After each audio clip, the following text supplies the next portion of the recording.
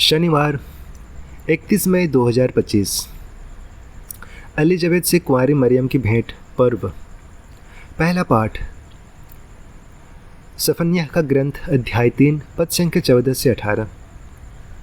सियोन की पुत्री आनंद का गीत गाओ, इस्राएल जयकार करो, यरूशलेम की पुत्री सारे हृदय से आनंद मना।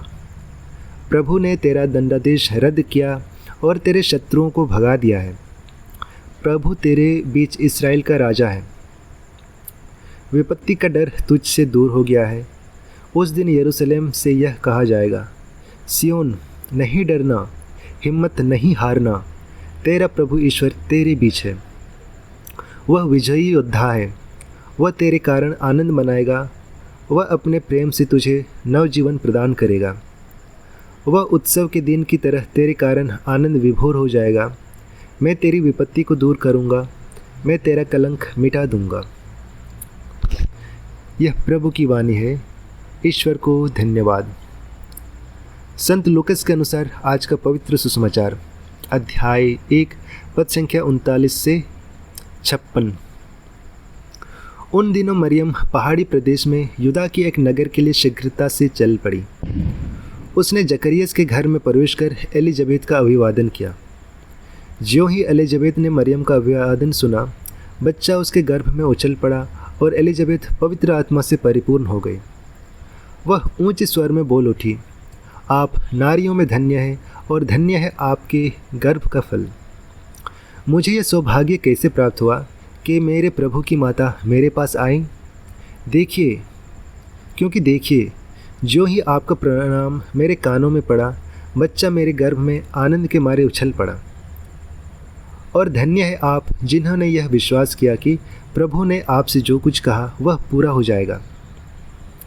तब मरियम बोल उठी, मेरी आत्मा प्रभु का गुणगान करती है, मेरा मन अपने मुक्तिदाता ईश्वर में आनंद मनाता है, क्योंकि उसने अपनी दीन दासी पर कृपा दृष्टि की है। अब से सब पीढ़ियां मुझे धन्य कहेंगी, क्योंकि सर्वशक्तिमान ने मेरे लिए महान कार्य किए हैं। पवित्र है उसका नाम।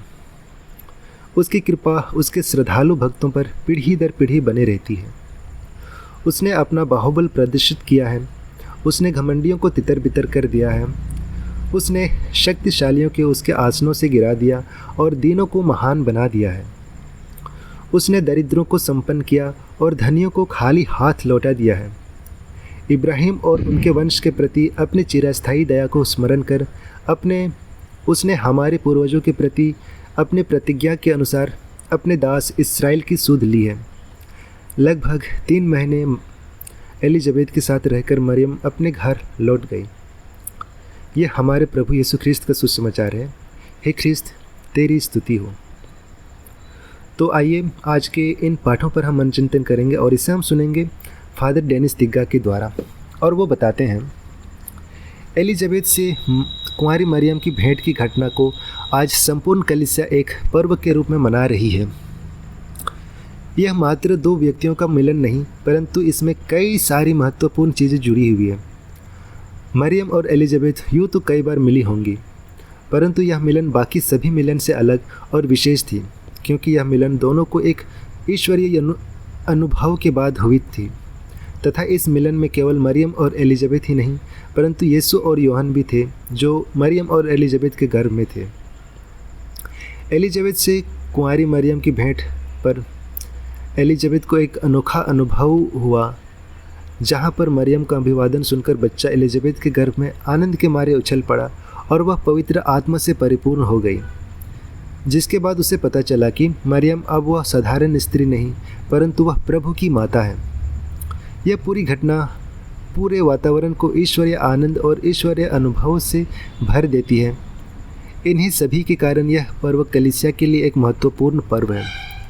मरियम पवित्र आत्मा से गर्भवती होने के बाद एलिजाबेथ के पास जाती है और उन्हें यीशु का एहसास तथा पवित्र आत्मा की प्राप्ति में महत्वपूर्ण भूमिका निभाती है। यह